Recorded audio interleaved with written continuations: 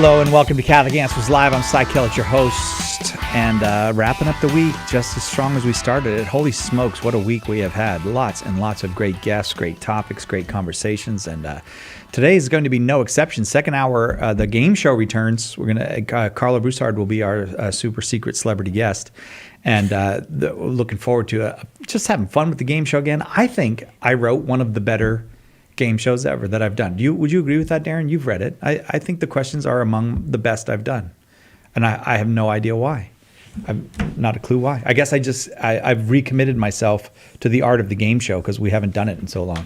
This hour, Joe Heschmeyer's here, and we're going to talk a bit about scandal and how you as a Christian, how I as a Christian, how we as Christians can and should respond to scandal. Joe, of course, is the author of The Early Church Was the Catholic Church, the Catholic Witness of the Fathers in Christianity's First 2 Centuries. I emphasize 2 because, as you know, Constantine didn't come until the 4th century. Hi, Joe. Hi. How you doing?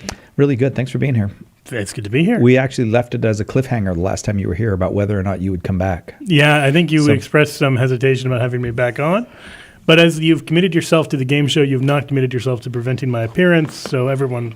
That's true. I was working so hard on the game show, I forgot to get a better guest. To go and report you to the higher-ups, and so they wouldn't let you back on the show. So you're here. We have a very loose anti-bullying policy at Catholic Answers. Anti-bullying. Yeah, that's right.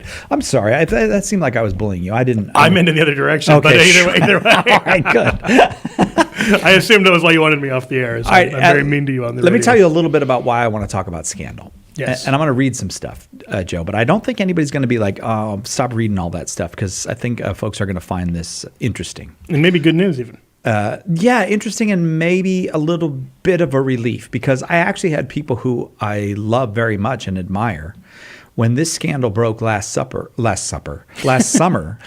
say, what is this about? Like, what is going on here? It just feels endless sometimes as a Catholic.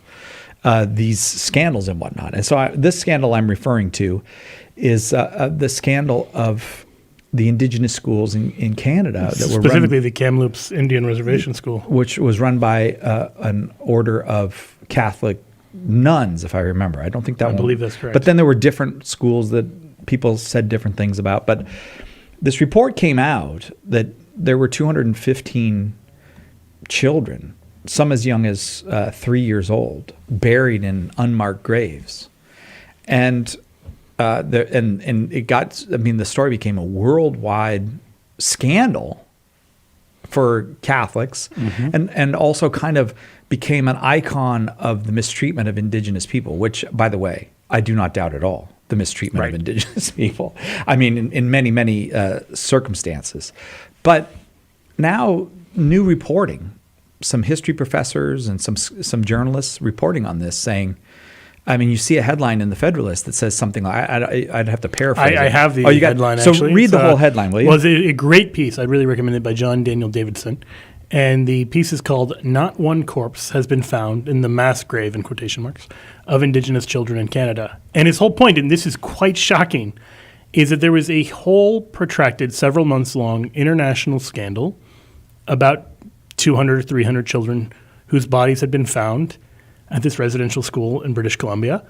And now we discover what actually happened is there were rumors that there were children buried, and that they did some ground-penetrating radar, and they found what were either children or tree branches, roots, or rocks, or any number of other things that are also found in the ground. And so based on that, even the person who did it, is Sarah. This is the thing. Yeah. This is the thing that I found so interesting. And you know what? Now that we're discussing it, I realize I don't have to read it. You gave such a good encapsulation of it. But the woman she's called a conflict archaeologist. That is, do archaeology in places where there has been conflict, and that's where you can kind of unearth. They do it in, for example, Bosnia Herzegovina, where like you dig up a mass grave and you can as an archaeologist use your skills as an archaeologist to piece together what happened, who did what to whom, and this can be very, very helpful and set the historical record straight, and also resolve criminal matters in many cases. So she's a conflict archaeologist, and she did this scan of the ground. She said 215 possible grave sites. And it was in the soil near an apple orchard, which also I think is probably relevant in terms of reasons the ground could be disrupted around an apple orchard, like the apple trees. But then people were saying things, well, children as young as 3 years old in these graves. And she says, I don't know how old these children are. I just did a scan, of a radar scan. And it turns out no one excavated, no one looked, and no one knows if there's even a single child buried in an unmarked grave at this school. It's actually quite a remarkable, to go from 300 victims to maybe no victims. Maybe zero. Now, that is not to say there are, I mean, you know, any boarding school, there are children who are victimized at boarding school, you know, and certainly indigenous people in the Americas have in many ways been victimized. I'm not denying any of that. Specifically, the residential school system was very controversial because it was an attempt to simultaneously take indigenous people, First Nations people, and make them loyal Canadians and Christians. And there was a whole mix and kind of mess of motives. And even when the best of motives were present, you're still taking kids away from their families, often without the family's consent. And it's a messy, unhappy situation for a lot of reasons. But here, we wouldn't do things the same way today. But the reasonable question here is this an icon of that abuse, or is this an icon of a world media and political establishment that will accept any story that goes with the narrative it wants to tell? Yeah, it's possible for both of those things to be true. I mean, in the 1980s, you had this whole phenomenon of fake abuse scandals in preschools. And people went to prison for these things and had never done a thing. And so simultaneously, two things were going on. There were actual cases of widespread abuse that were going unreported or ignored or covered up. And there were like people being sent to prison over fake abuse, things that had literally never happened, but where the police and parents had freaked out and had badgered kids until they said they'd been abused. And you know, like you could have both a genuine scandal in one place and a genuine like witch hunt over nothing in another place. Like there's no reason it has to be one or the other. We can say real bad things have happened, but that doesn't make every allegation real. It doesn't make every tragedy true. Right, and it doesn't. There's a kind of a tendency to have a certain narrative of who's a victim and who's the victimizer, and you're very willing to accept evidence that fits with that narrative and very dismissive of evidence that counters it. And the evidence of that is that the New York Times and the Washington Post have not reported on the fact that this story has been overturned or turned on its head. I'm not saying that it's not true. It's possible that there are children buried at indigenous schools. It's entirely possible. There's just no evidence in the way that it was presented as there was evidence. As a matter of fact, the Prime Minister of Canada, himself a Catholic, Justin Trudeau, demanded that the Pope come to Canada and personally apologize on Canadian soil to indigenous people for this particular crime, for which there is now no evidence. And I wonder if Mr. Trudeau will be apologizing to Pope Francis. I'm not sure about that. And I would be perfectly fine if Pope Francis went and said, as the father, as the papa of the Catholic family, I really am sorry about tons of things that happened in the name of the church here to indigenous. That'd be fine. But I'm talking about the Trudeau asked for an apology for this particular crime, for which, as I repeat, there seems to be no evidence. So I think it's important to draw out two things that kind of point in opposite directions. And we've kind of alluded to at least one or both of them. On the one hand, the media really does have stories. It has narratives and kind of meta-narratives. And it likes to have stories that fit neatly into this with a particular type of victim, a particular type of perpetrator. And without stepping on too many landmines, the George Zimmerman case, when he was described as a white Hispanic, that was putting him into a box. Because, saying Hispanic on black crime does not sell papers in the same way that white on black crime does. Right. That's a savvy media move. They're shaping a story rather than reporting one. Likewise, the outbreaks of anti-Asian violence in New York were presented as, white supremacy sparked by President Trump's rhetoric. But then it turned out that most of the assailants weren't white. And that story, again, kind of fell apart when you got into the details. But in saying all of that, on the one hand, that this is a real thing. The media will invent or distort or shape a story in a certain way. On the other hand, real abuses do happen. Oh, we have learned that in the Catholic Church. You know, the We fact have that learned like that. so Yeah. this is I think squarely what's worth grappling with right now. Right. Is what do we do when these cases kind of arise? So if I can pivot us a little bit, you got an abuse case, right? You get the concrete situation of an abuse case. Monsignor X is accused of having committed some horrible act of sexual violence against a kid or a teenager 20 years ago. This person, now an adult, brings an accusation against him. And there's just no evidence other than he said, she said, or he Right. said, he said. In those situations, like, what should a Christian do in response? And I think it's really worth tangling with that question, because these are real life things that happen. I see people handle them, in my view, very badly, quite frequently. Our number is 888-318-7884. If you'd like to get involved in the conversation, we're talking about scandal, and we've been through so many scandals as a Catholic Church in recent decades that there's maybe a kind of a little bit of trauma around that for many Catholics, and many, of course, have left the church because of it. And then you have an instance like this in which what appears to be just another instance of, oh, what did we do this time? Or what did ours do this time?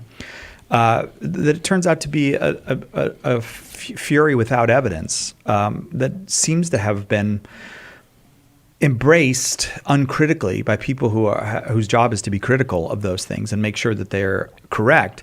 This is in no way, I think, to say that the Catholic Church is just some victim. We're not just. I don't want to just turn the victim narrative around. That's not the point. The point is, as Christian people, what are we supposed to do about all of this in an atmosphere of immense confusion as far as media goes, polarization in the media, so that we have the New York Times reporting news, but always the New York Times is reporting the news in the context of defending a narrative of the modern world that is what we might call the New York Times view of the world. So and that's the same with the Washington Times as well. If you want to take someone on the other side, that narrative. Come on, there's no such thing as objective reporting without narrative, unless you're just sheerly, I don't know, saying it's daytime outside when it's daytime. There are facts, but narrative colors everything. So your calls are welcome. 888-318-7884. We'll take a quick break and right back with a continued conversation on what to do about scandal and how to respond to scandal as a Christian. Catch Catholic Answers live anytime at Catholic.com. Underwriting for Catholic Answers Live is provided by Real Estate for Life. Real Estate for Life connects home buyers and sellers to real estate agents while supporting pro-life organizations. On the web at realestateforlife.org. From Rome to your home, EWTN's Vatican Bureau lets you watch all of the important events from Rome, even if you don't have a TV. Using the latest technology, we've made it possible to watch the latest news from the Holy See, all delivered directly to your home. It's easy. Watch live on EWTN YouTube and follow us on Facebook, Instagram, and Twitter. EWTN, the Global Catholic Network. Are you a coffee drinker? If so, you can now enjoy a coffee roasted to perfection by the Carmelite monks of Wyoming. Delicious Mystic Monk coffee is roasted and prepared by monks in a hidden cloistered monastery and is available in over 25 varieties. All Mystic Monk coffees are works of perfection and labors of love. For more information on how to purchase Mystic Monk coffee, visit mysticmonkcoffee.com. That's mysticmonkcoffee.com.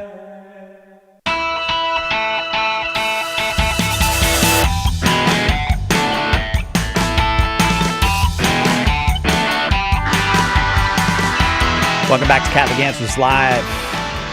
I'm Cy Kellett, your host. Joe Heschmeyer here in studio with us. Joe's out here in San Diego with us, so that's why we're getting to spend a lot of good time with Joe. And we really have enjoyed the time. Joe, Yeah, I've really enjoyed the time too. Yeah. This is almost as good as being at the beach right now, which is, Is that where your wife and kids are? Are they probably at the beach? They were talking about going to Coronado after they toured the office. One of the nice things about these Friday shows, too, we've taken this view for several years now, is it gives us more of an opportunity to have more expansive conversations and also do fun things like the game show, which we'll do next. And so let me throw one more thing into the mix, then we'll go to some calls, because I feel like there's a certain way that if you're a Christian person, you know that the narrative of the modern world always involves anti-Christian propaganda. You know, like with even the word like the Dark Ages or the medieval period. A modern is what brought us out of that Christian era. It's a lie. It's the Enlightenment claiming that they were the Enlightenment. Right. All of which is a lie. All of which is propaganda. It never happened. But that's the claim. Okay. Yeah. So as a Christian that you always have to be editing whatever is being presented as neutral presentation of the facts of life in the modern world. You always have to be editing it because there is no neutral presentation. You know, if I'm watching a news report on marriage, I'm not going to get a reasoned Christian view along with a reasoned progressive view. I'm going to get the progressive view and then criticism of the Christian view. That's what I get. So I'm watching TV. Or of something being presented as the Christian view that you would maybe not recognize. Yeah, right. Yeah, that's just some kind of exaggerated, almost cartoon view. Yes. So I'm watching Nova, which I've always liked Nova, but I also know what Nova is. I mean, Nova is a TV show on PBS, which is going to be progressive, modernist, and not particularly amenable to Christianity. That's what it is. So I'm watching Nova, and it's about the Maya people. It's about the Maya civilization. You know, this great Mayan civilization. And why did it disappear? Well, I can tell you before I even watched the show that why it disappeared is going to have a lot to do with what PBS would like me to know about the world today. Like they're going to talk about climate change. They're going to talk about overpopulation. They're going to talk about European values destroying the native people. I just know it. So I want to see this thing because it's interesting about the Maya people. So they do all the things that I said. And then they say at one point, you know, they're talking about these great Maya temples.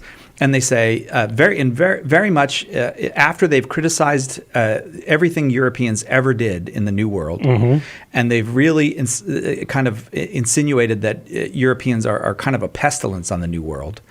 Then they say, just in hushed tones, as if nothing, we'll just mention this in passing. Of course, there was blood sacrifice on these temples, and then they go on the blood. Excuse me, I wanted to pause. What's blood sacrifice? Yeah, whose blood? What exactly? Animals? Like, are we just and I actually didn't know for a minute because I don't know the history of the Maya like I know the Aztecs. And so I know what blood sacrifice, if you talk about the Aztecs, I'd say, no, we're murdering thousands of people today. Right. But what does it mean, blood sacrifice? And then just casually, a few minutes later, this professor from some Central American university says, you know, of course, yeah, there was human sacrifice on these temples. And then we just go on and we talk about how beautiful Mayan culture was, all of which is true. But what we did here was we presented a narrative whereas this beautiful, peaceful people, the Maya, occasional blood sacrifice, were destroyed and disrupted by this rapacious and evil European interloper. And I want to say, excuse me, right? Like blood sacrifice, that's a big deal. The fact that this was a civilization that at the center of its religion was human sacrifice. So I don't want to exonerate the Europeans. I mean, there was a lot of bloodthirsty. I mean, the Pizarro brothers were horrors, murderers and thieves and all that. Well, okay, fine. But why are we pretending like one group is angels and the other group is devils when that's clearly not the truth? We need to learn to be able to tell complicated stories. You know, complicated stories. That's it, Joe. Thank you. You know, like we have to oversimplify the narrative, or we think we do, and totally whitewash one side. And the truth is, not only is reality very rarely like that, but also it really makes for a less interesting history. I get why people get exhausted with that. Right. You know, it reminds me of all things of The Power and the Glory by Graham Greene. Yeah. Right. Where it depicts there a very bad priest who is still trying to stay faithful. He's an alcoholic. He has a kid out of wedlock, but he's trying to hold on to his faith at a time when Mexico had outlawed Catholicism. And this is contrasted with these like golden saint books that this little kid is reading where the saints have done nothing wrong and they have these very kind of whitewashed narratives.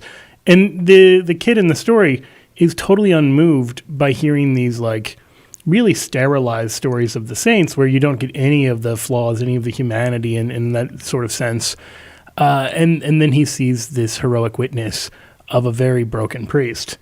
And that's what moves him. And I think we need to remember that, you know? Right, like, I had forgotten I've totally ruined the ending of that story. I'm sorry for everyone who thought they were going to get it. And it's still worth reading. Graham Greene is one of those guys. You just read them for the sentences. Yeah. They're so beautiful. Don't worry about the story will work itself out. It's just In the beautiful. case of the priest, it was a death sentence. Okay, don't make a pun about art, Joe. All right. So, but your point. Yeah. So my point is that history doesn't read the way the whitewashed version does.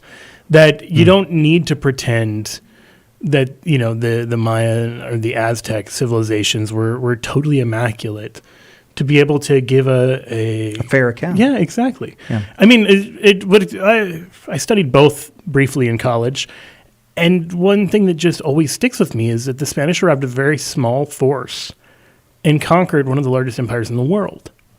In the world at that time, there were like 1 million people, and in terms of the Aztecs. So it's like, well, why? Well, it turned out something like 100 to 150,000 indigenous people were like, we don't know who you are, but we know who the Aztecs are, so we're on your team. Yeah, we're pretty sure the devil we don't know in this case is better than the one we do. Exactly. Yeah. Because, I mean, if you look at like a map of where the Aztecs had grown, they'd grown around civilizations so they could hunt them for sacrifice.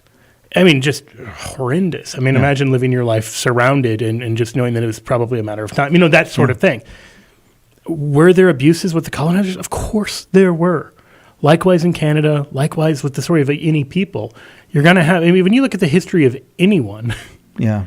you will not, any group you can't give a whole history of the horrors that have been committed by that group is a group that's either very small or didn't leave a lot of written records. That's it. Yeah.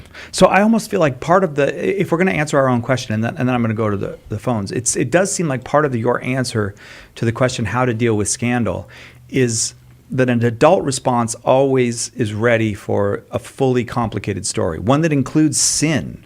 We don't want to rule out the fact that a bishop might have sinned or a pope might have sinned or you or I, Joe. Yeah. We don't want to rule that out. No, the church would never do that and have that kind of attitude. But we do want to be ready to say, all right, let me reserve judgment until I have a sense of the complications here. Yeah, or the I would intricacies. Exactly. Like the story Christianity presents is one of broken heroes. Yeah. You read the Bible and you look at King David or you look at any of the figures, you look at the apostles, and they do bad stuff. Yeah. I mean, the worst betrayer is one of the apostles. Yeah. And if And the second worst is one of the apostles. yeah, that's a good point. That sort of thing is something we need to be ready for, and which our religion is, but which we often maybe psychologically aren't. Right. Because we can still gloss over all of the bad parts and just want to present the good parts. And when you do that, when the bad parts bubble up to the surface, people's faith gets rocked. Yeah. If your case for Catholicism is we all get along and nothing bad ever happens, that's not going to last 30 seconds after the person becomes Catholic, right. and so instead, it has to be a real warts and all. Like, yeah, look, bad stuff has happened, is happening, will happen, and Christ is working amidst all of this in sometimes mysterious ways. Yeah. And that doesn't. In saying that, I'm not saying therefore it doesn't matter. I'm saying like therefore the bad stuff is not the end of the story. It's part of the story. It's an important part of the story. It's part of the betrayal that leads to the Good Friday, that leads to Easter Sunday. But it's not the end of the story. And that's the kind of the perennial thing. So I'd say like we need to learn to be able to hear that and tell those stories. Because of course, like you got 1 billion Catholics. That's like 1 out of every 6, 1 out of every 7 people on earth. Right. You're going to have some scandals. You're going to have some controversies. Every possible crime that could be committed has been committed by one of us.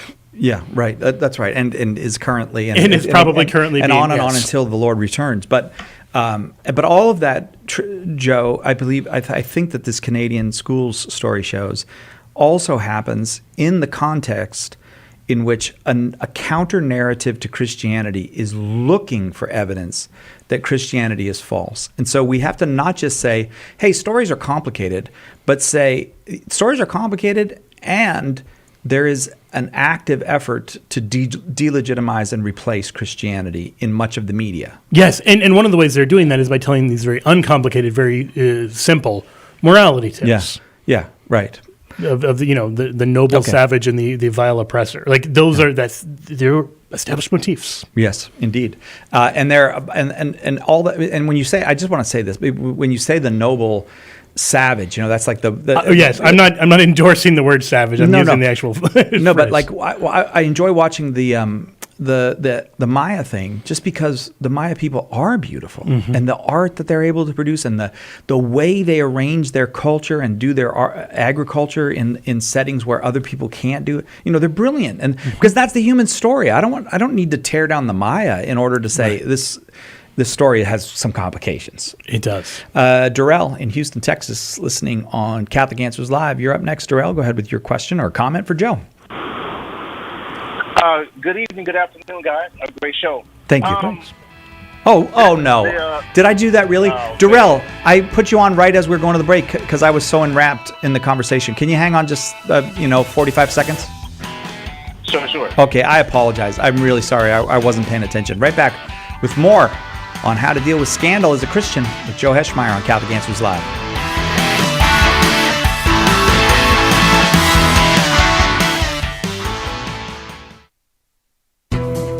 Have you enrolled in the Catholic Answers School of Apologetics? Let me ask you a more important question. Do you believe as a Catholic that you have an obligation to share the Catholic faith? In fact, the Church has answered this question, and the answer is that all confirmed Catholics are obliged to share the faith. It's actually in canon law. Catholic Answers is here to help you fulfill that obligation. Our School of Apologetics courses will equip you to help all the people you come in contact with understand what the Church teaches and why. A great place to start is with all the Catholics in your life.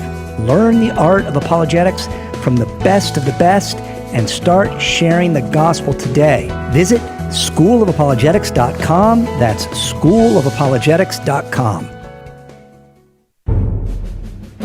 Here's a question. Is it really possible to be friends with someone who died 2,000 years ago? Maybe the problem is that we've grown way too comfortable with the story of Jesus. Nice man, right? Taught us to love one another, said not to judge people. We celebrate his birthday every year. It's time to put away this small, safe version of Jesus, says Cy Kellett. Nobody that bland could have transformed the world. In A Teacher of Strange Things, Cy presents Jesus Christ undiluted by sentiment, with all his radical words and deeds uncensored. Do you know someone, your son or daughter perhaps, or maybe your mom or dad, who needs the friendship of Jesus Christ? Do you? Order your copy of A Teacher of Strange Things by visiting shop.catholic.com today or asking for it at a good Catholic bookstore near you. Did you know you can access Catholic Answers Live right from your phone or other mobile device? Download the Catholic Answers Live app today. The Catholic Answers Live app, available now on iOS and Android. Monday on More to Life, stress to the max. Is stress getting the better of you? We'll help you regain control and reclaim your peace. That's Monday on More to Life. Now back to Catholic Answers Live.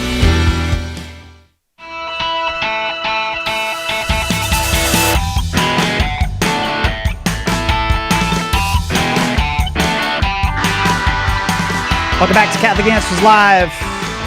Enjoying the Friday here. I hope you are. We're glad you're here with us on a Friday afternoon, or maybe a Friday evening, or maybe even a Saturday morning where you are.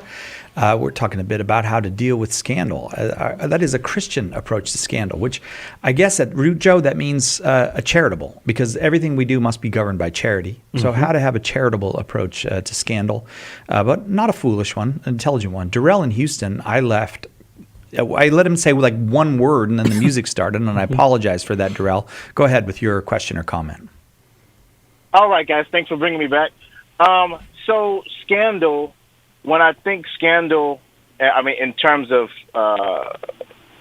Catholics or Catholicism, I think of it in two ways. It like a non-denominational person or evangelical, they'll think about some scandal of a pastor at their specific church, and that's it. And so as long as their church doesn't have anything going on, then they're at the perfect church. But the second that there's a story about a priest in anywhere in the world, then that is like doom over the entire Catholic Church around the whole world. So it's like we're constantly responding to the priest in Antarctica did this, the priest in Alaska did this. We constantly have to keep responding over and over and over, as if there is an inherent institutional flaw in Catholicism itself. So it's like, how do you deal with this, with with that, it seems really it's tough. Personally, I think it's tough. Yeah, Darrell, I think you're absolutely right. Let's flesh out a few things. One, you're right about just the sheer size and scope, because right now we're not just dealing with like the billion Catholics living today. We're also dealing with allegations against dead Catholics. You know, this person says a generation or two ago something bad happened to them at the hands of a priest. That priest may be dead and gone, but you know what they did or are alleged to have done is something we're still answering for anywhere in the world 2 generations on. And you're right, like if you were to just take all of the sins committed by any group of a billion people, they're going to be massive, they're going to be overwhelming, and they're going to be like, too big for us to bear.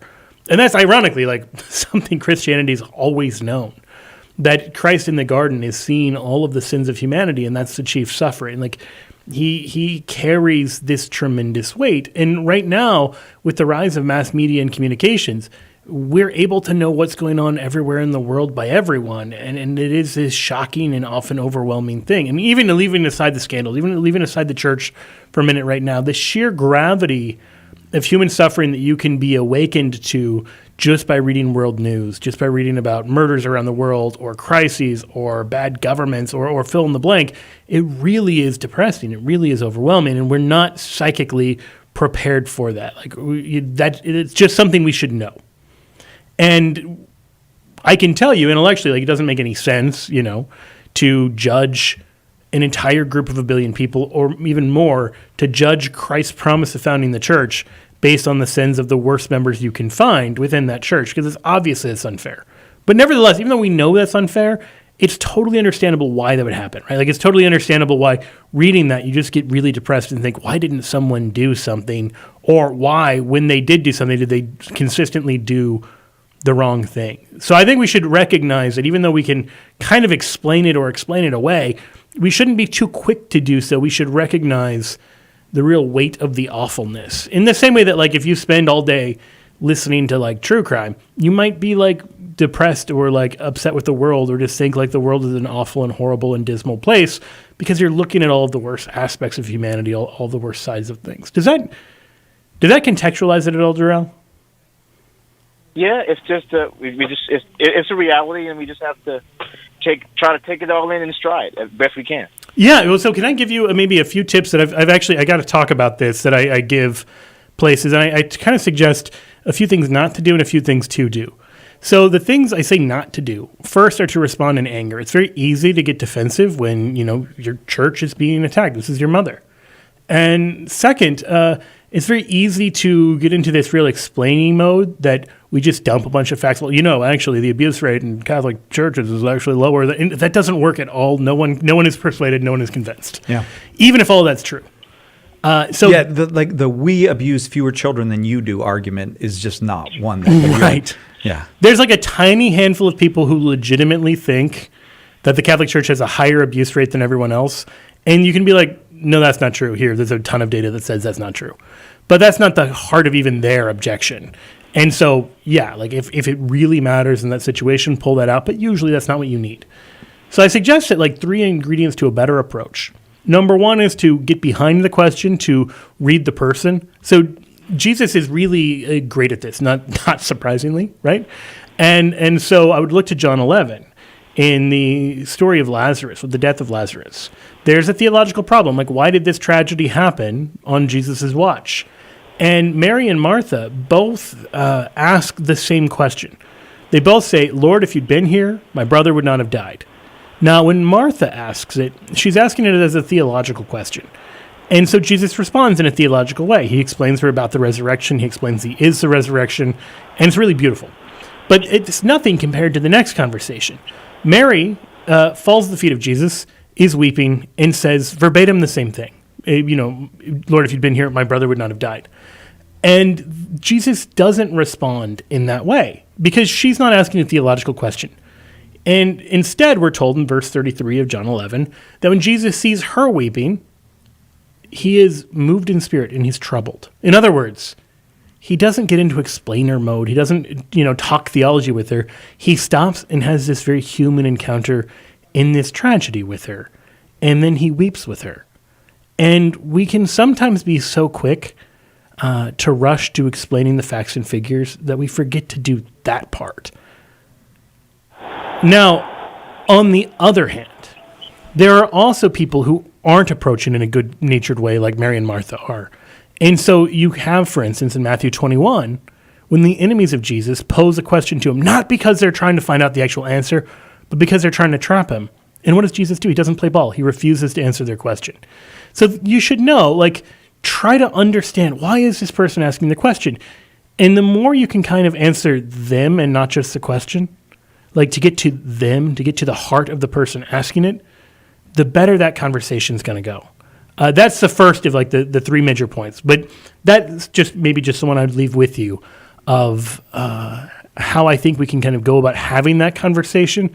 Because you're right, there will be no shortage for the rest of your life of cases in which people can find bad things Catholics have done that they don't have to trump up, that they don't have to like skew, that are just actually bad things Catholics have done. Darrell? Yes, sir. Does all make sense to you? Yes, sir. I appreciate it. Thank you. I really appreciate your point, too, because, I mean, there's an upside to being a worldwide universal church, but there's a downside to it, which is one Catholic, you know. There used to be this thing back in the 70s that became kind of almost like a joke before we had the internet, and there could be internet jokes, but there'd be a serial killer, and the thing they'd report about him on the news, former altar boy, you know, Bob Smith killed 8 people. And there was this former altar boy thing. No one ever goes, you know, like former public school student or for this. Right. You would always focus on this one thing, that this guy used to be an altar boy and now he killed people. And if you've ever met altar boys, it's like, nah, I'm not shocked.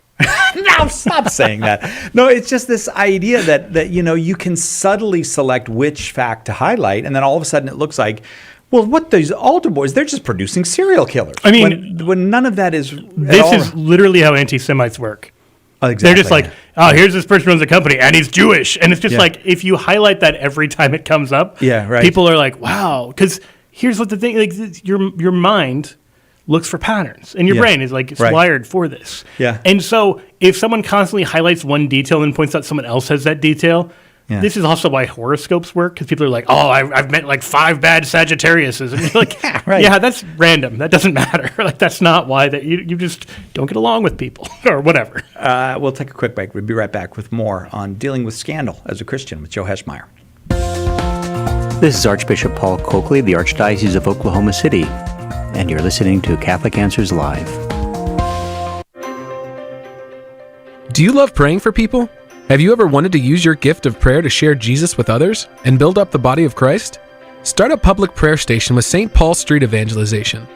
Listen to people's needs, pray with them, or invite them to meet you at church.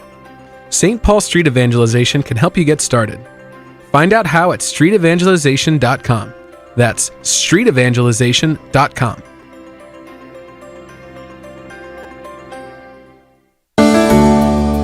I still have my sanity because of EWTN and listening to your station. Everybody needs to listen to positive things. If you only listen to the negative things, it just gets very bad. If it weren't for your uplifting and wonderful people that conduct your programs, I don't know if I could still be not crying.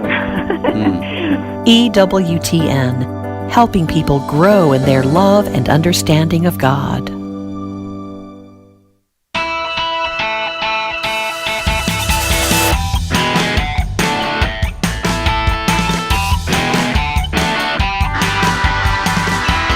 Welcome back. Catholic Answers Live. Second hour. Carla Broussard going to be here, and we're going to do the game show. Haven't done the game show in a while.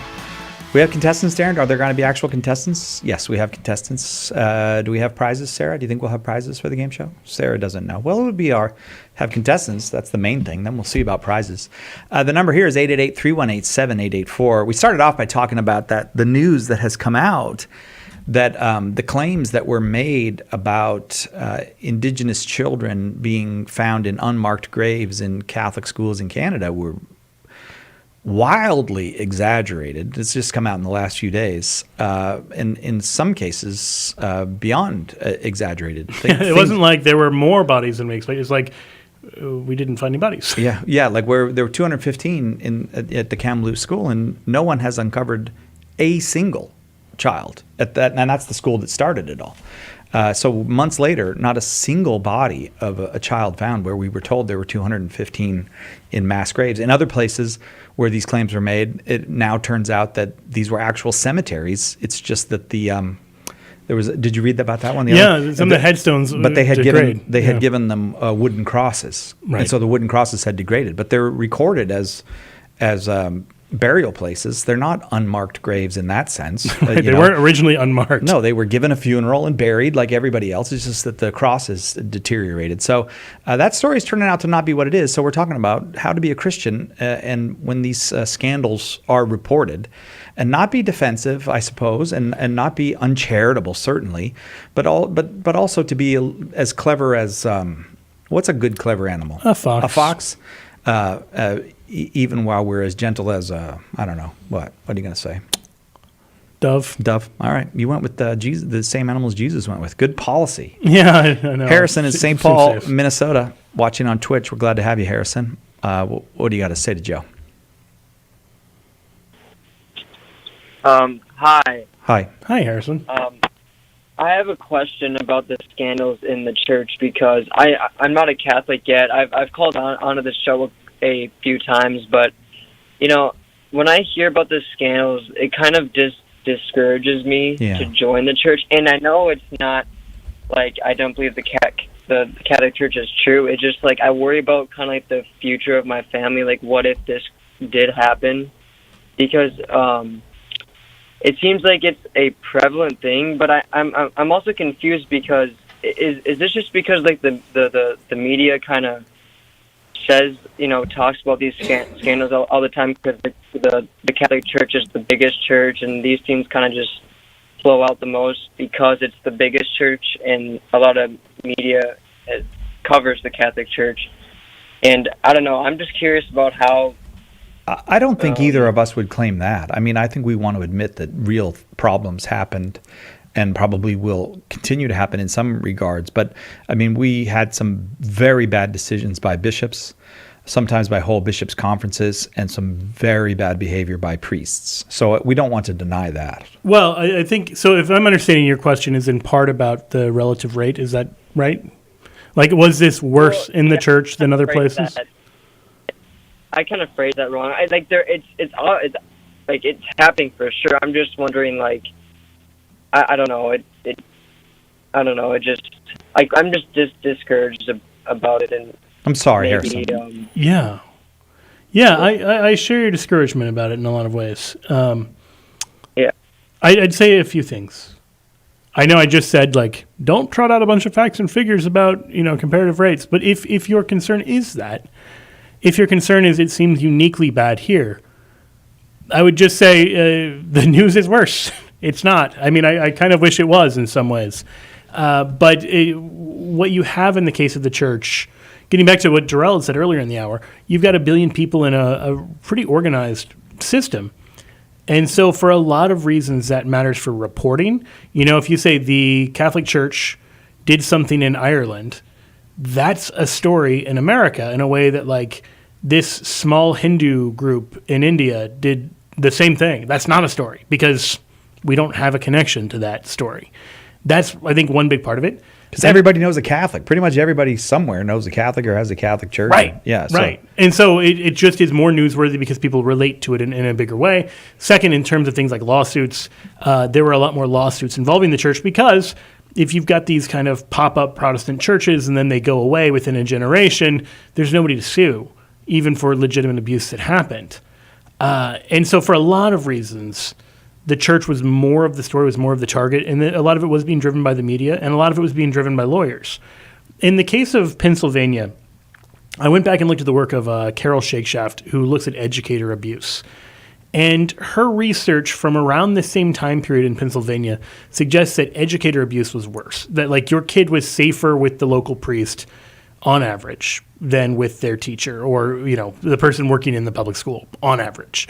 Now, I'm not saying that to indict everyone in the public school system. I'm saying that to say the problems that this highlights are near universal problems, that any large group of people is going to face them, which is both they're going to have predators and you're going to have cover-ups. So one of the things Shake Shack found is something like 11% of educators said they would report the abuse of a kid by a fellow educator.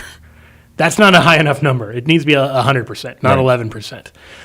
So the basic elements for why the abuse scandal happened, there are predators and there are people who don't know what to do if predation happens and they don't do the courageous thing. That was present in the church. That was certainly present in the church. That still is, but to a lesser degree, present in the church. And also in every large organization, unfortunately. So, yeah, I mean, that is something that's worth being discouraged by. As you've also kind of alluded to, it's not inconsistent with the church being the one true church. John 6, verse 70, Jesus says, "Did I not choose you, the 12, and one of you is a devil?" Like, he really confronts us with the fact that, hey, don't forget I chose the apostle Judas, and he's bad. So it's a twofold encouragement. One, to not whitewash genuine evil. He doesn't say, Judas isn't so bad, I chose him. He says he's a devil. He doesn't whitewash him at all. On the flip side, he also doesn't say, well, if one of you is a devil, you should give up. So clearly we can call out the real evil and real corruption in the church and still believe the church is who Jesus says she is. Yeah, Harrison, Right. what do you think? Yeah, that was good. I'm so thankful for that. I kind of phrased my question very strangely. I didn't really gather my thoughts totally, but I'm very thankful for that. Well, did you feel like we addressed what you wanted to address, though? Because you can rephrase it if you... Yeah. Oh, you did? For the most part. I mean... All right. I mean, there's also... Can I just say one more thing? Yeah, please. If that's okay? Yes, it is okay. Because some people say, like, oh, just go over to the east, it's, totally fine over there and there's no scandals because, but I feel like the grass isn't greener on the other side, so, yeah. It's just one of those things that happening everywhere. I believe the Rod Dreher kind of experienced that firsthand. He was a Catholic reporter who covered a lot of the scandal stuff, and it really rocked his faith. Understandably, I mean, he was breaking a lot of these stories, and he went east, and I think he was kind of disheartened to find out that they have their scandals too. They just aren't making headlines in the same way. Even Mount Athos, one of these famous monasteries, probably the most famous monastery in all of Orthodoxy. There are scandals there. You're not going to escape human depravity and sin and corruption. And that's the discouraging in some ways fact, but something we need to kind of grapple with, honestly. Harrison, Okay. Go ahead. Oh, no, I'm just thankful for, you guys answering those questions. Well, I'm thankful for your call. Now, you've called several times. You're thinking about coming into the church. I just want to get a kind of an estimate from you. How many more calls until you come into the Catholic Church? Like, how many calls are you? Oh, I don't know. Okay. No, how many more books do you want? Yeah, right. Let's send you some books. Have we sent you any books before? I have a few Trent Horn books on my shelf. And no, we want you to become Catholic. We need to send you something better than that. How about we send you Joe's book? The early church was the Catholic Church. Just kidding. Trent's book is great. Sure, that'd be great. Okay, hang on, Harrison, and call back again. We like talking with you. Okay, awesome. Thank you. Let's go to Ken in Grand Rapids, Michigan, listening on Holy Family Radio. Harrison, don't hang up. I'm going to put you on hold here real quick. Ken in Grand Rapids, Michigan, listening on Holy Family Radio. You are up next. Please go ahead with your question, or maybe it's just a comment for Joe Heschmeyer. Hi, Joe. Hi, Cy. Hey, my comment on the topic is that, sure, a lot of people point to Catholicism and all the scandals, but that's because they hold us to a higher standard. Mm-hmm. So how do we, and I've heard you say this before, Cy, and maybe some of your guests in the past, that it's a human problem, not a Catholic problem, but how do we vocalize that? What resources can we draw to tell people that, it's a human problem, not a church problem? Yeah, can I maybe take a two-part approach to that? Yeah, please. One, I think it's okay that we're held to a higher standard. Now, I think people often hold us to an unreasonably high standard that doesn't permit the presence of sin, and that's a problem. But if I said, like, priests kill fewer people than gang members, no one's impressed by that. Yeah, right. We're not holding the gang members to the same standard. Right. Yeah. Like, that sort of thing, it comes off as an extremely lame defense. Now, I know I just said to Harrison in the last call that this is true, because the only role I see that serving is if someone thinks that this is a uniquely Catholic problem. And to that extent, just pull up any data on educator abuse, pull up any data, on the prevalence of these things. The church was not uniquely bad, but there still is a uniquely Catholic twist to the problem, which is that it was very easy for us to prize looking holy over being holy. Oh, and right. every time that happens, the devil is at the door. And we can do that in our own lives. You can live a double life. If you're struggling with pornography and pretending like you're not, you're doing that. If you've got a problem in-house in a church organization and you're just pretending it's not there because you don't want to get bad press, you're doing that. And that's something that, ironically, religious groups are more prone to because we're afraid we're going to scandalize people with the reality of human sin. And that's bad theology, and that's bad PR, and that's just spiritually a death trap. So I would say in that sense, there's a specifically Catholic lesson that we can learn, which is be holy, don't pretend to be holy. Ken, what do you think? Yeah. Can I have a follow-up? Please. Can I have a follow-up? Yes. Yes. That was a yes. Oh, okay. I'm sorry. So, and maybe you covered this already, but so people do say that it is systemic in the hierarchy, in the structure of the church. Yeah. That kind of maybe that's enough to go with that, Joe. May I take that one? Please. Because I actually am more and more convinced that this might actually be true, Ken, that I am one of those, and this is just my opinion. This is nobody else's, doesn't belong to Catholic Answers or anything. I think dioceses, the way that Christ intended the diocese to be, is much smaller than what we have now. I mean, when you have a diocese, that's got 5 million people in it, then the bishop really doesn't have day-to-day contact with the people. And I do believe that Christ meant the shepherds to be among the people.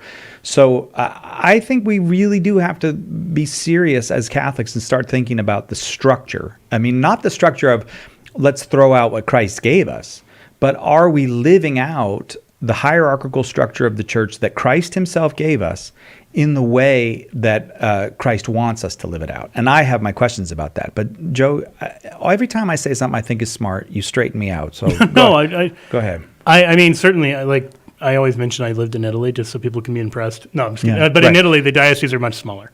And so it's a different experience. North Africa, there were hundreds of dioceses in the early church. And so every local little town had their own bishop. Yeah. And of course he knew people. He knew everybody by name, those kind of things. And so we have lost a fair amount of that. Some of that is inescapable. Urbanization, mass growth in population, those kind of things. But there are real dangers that go with that, where you can easily become a bureaucracy, easily become much more having kind of a corporate feel.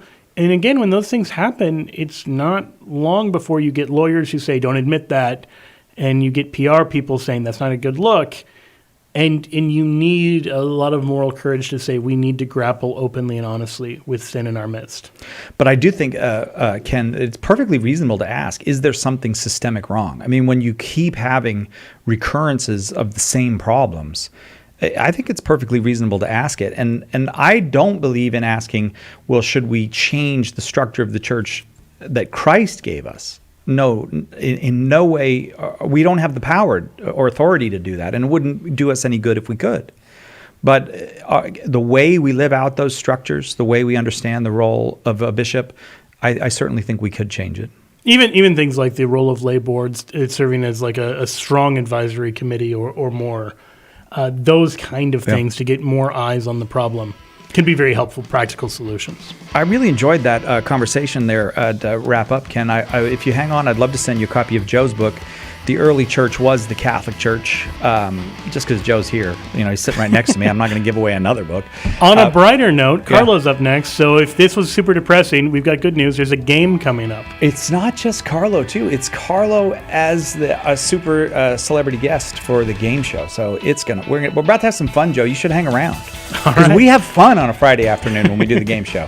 That's coming up right after this. In the meantime, I should tell you right now, a whole bunch of stuff is on sale, including Joe's book, The Early Church Was the Catholic Church, over at shop.catholic.com. You can even get Joe's book in bulk for just $3 a copy. Great one to give out to your fellow parishioners at Easter. Shop.catholic.com.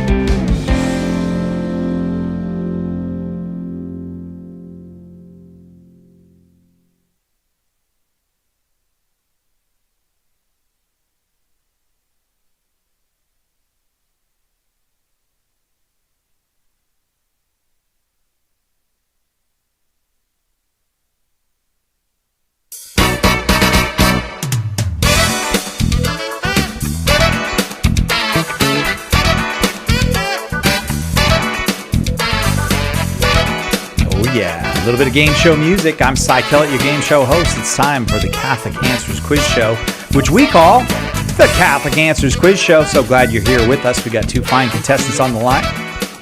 And we got Carlo Broussard here with us. You changed the name? It's Catholic Answers Quiz Show? What was it or before? Game Show.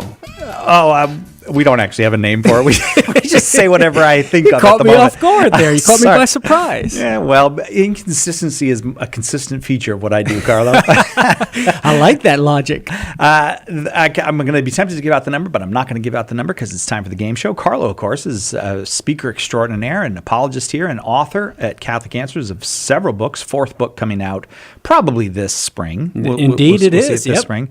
Working on the manuscript. Almost done. Meeting the Protestant Response. That is correct. The name of that book, because Meeting the Protestant Challenge was one of his earlier books, as well as Prepare the Way and Purgatory is for Real. That is right. Yep. Well, Carlo, thanks for being here. Well, thanks for having me, Si. I always look forward to the Catholic Answers Game Show. We had a going away party. There was cookies, there was cream puffs, there was ice cream for Brandon. I'm guessing you ate none of it. I did eat one of the cream puffs. Oh, you did? I did. Oh, Carlo, I look at indulged you. myself. You know that has carbs in it, right? I know. Okay. And I ate a macadamia nut cookie. Whoa! I went twofold, baby. It's going to be a tough weekend in the Broussard household. Dad's going to be grumpy. He's had carbs. All right. How about we'll meet let's do it this way. I can't, because I honestly haven't done a game show in so long. I'm going to introduce our contestants, and then we'll do the rules. That sound right, Darren? Okay. Matt and Kelly are our contestants. We'll start with Matt. Matt, are you there? I'm here. Matt, thank you very, very much for being with us. Where are you, and what's interesting about you?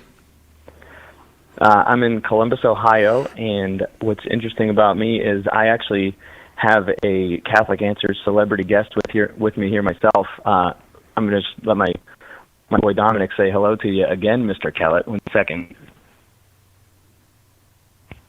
Hello, Dominic. Hi. Oh, Dominic, you are a superstar. Hi. Hi.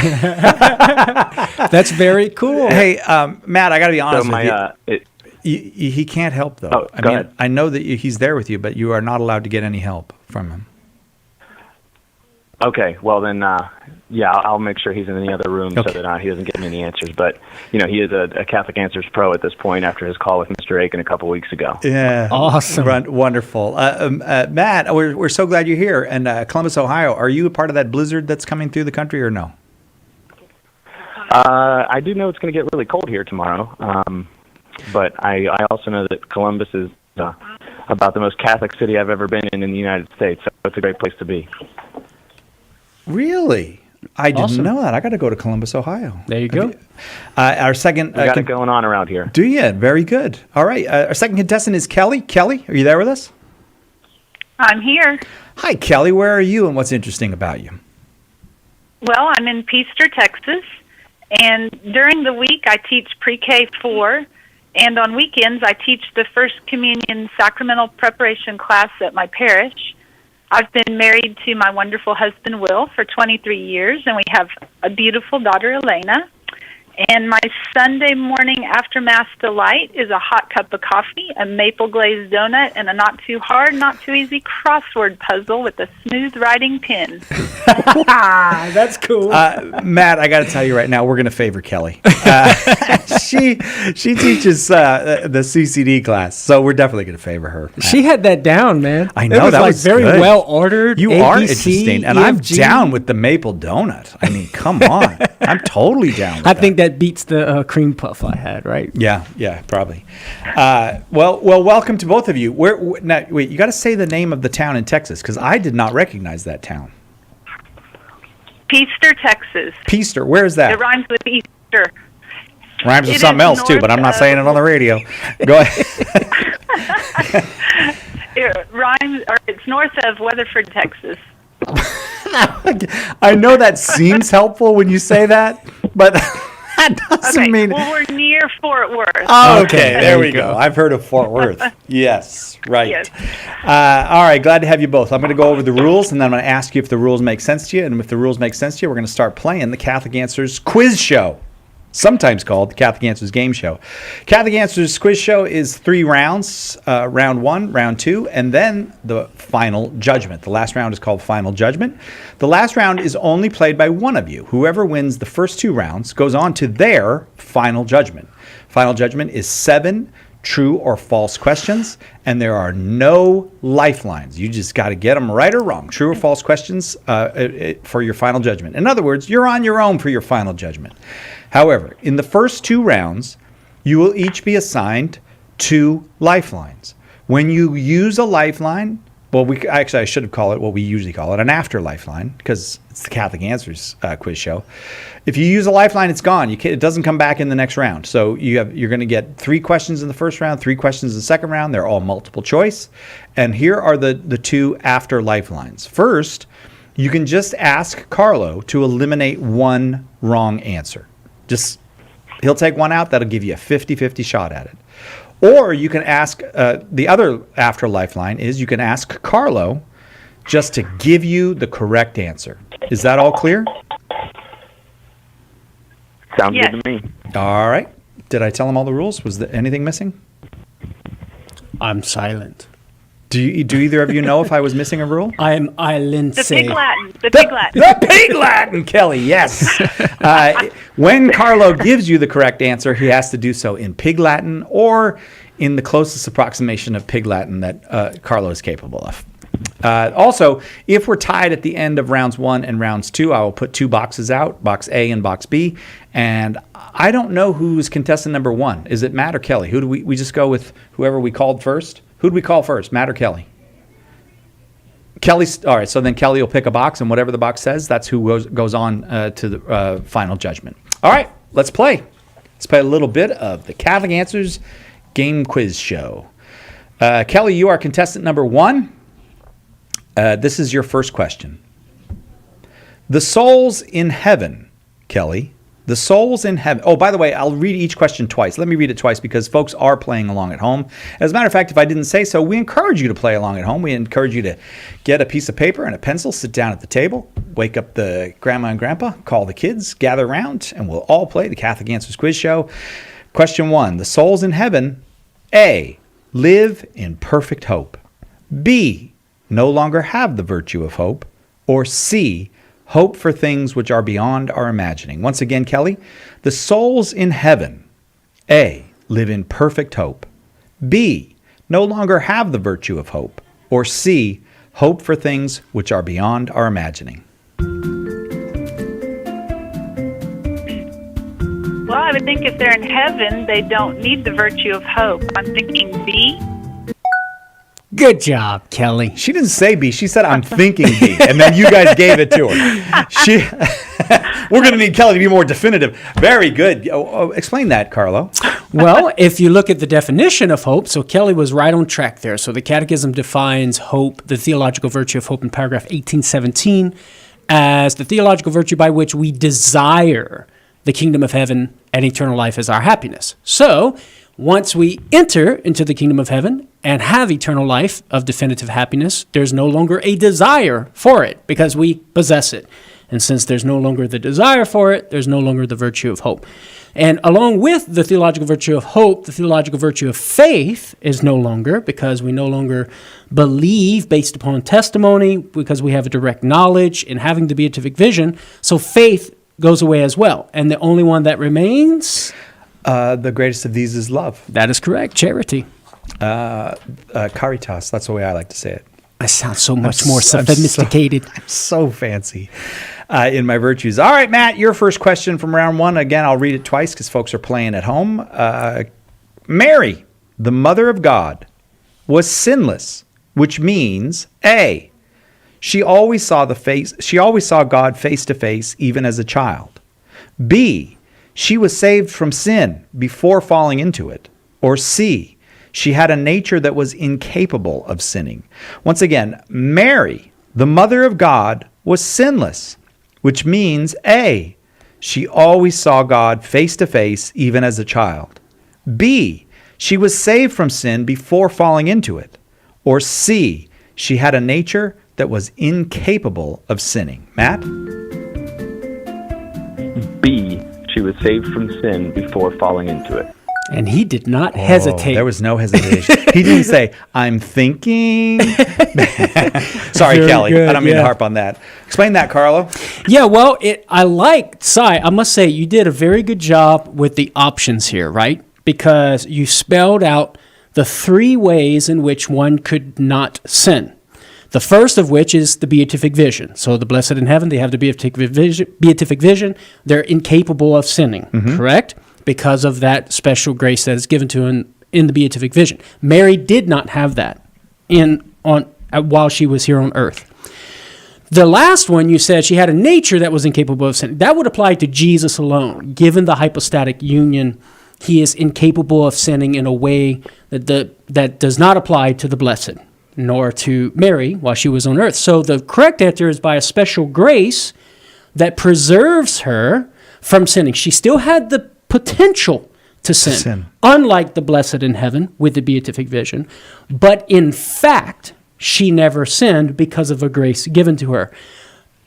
From the very moment of her conception, preserving her from the stain of original sin, but also coming to the age of reason, and throughout the rest of her life, a special grace being given to her by God to preserve her from falling into even personal sin. So good job, brother. Thank Kudos you. to I got you. all theological there. I didn't even know it. But let me just ask you this. Because of that grace that she had, would it be appropriate for her to pray something like, my soul rejoices in God, my Savior? Indeed, in the twofold manner, by way of Christ's death on the cross being applied to her in anticipation of the death of her Son on the cross to preserve her from the stain of original sin, and also by way of those merits of his death on the cross being applied to her to preserve her from personal sin. So salvation by way of preservation.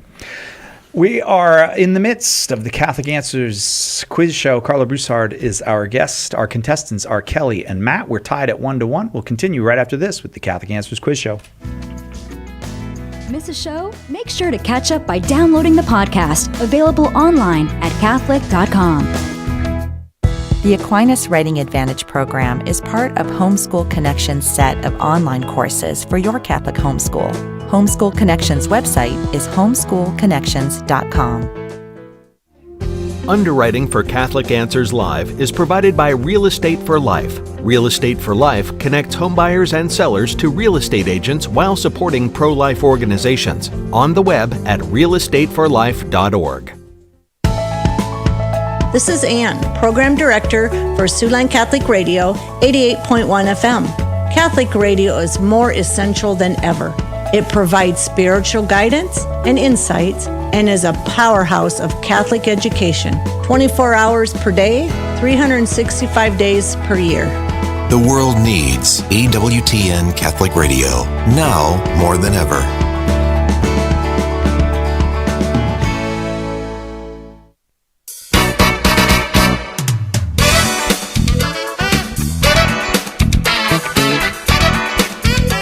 Oh, yeah. A little bit of Catholic Answers game show music.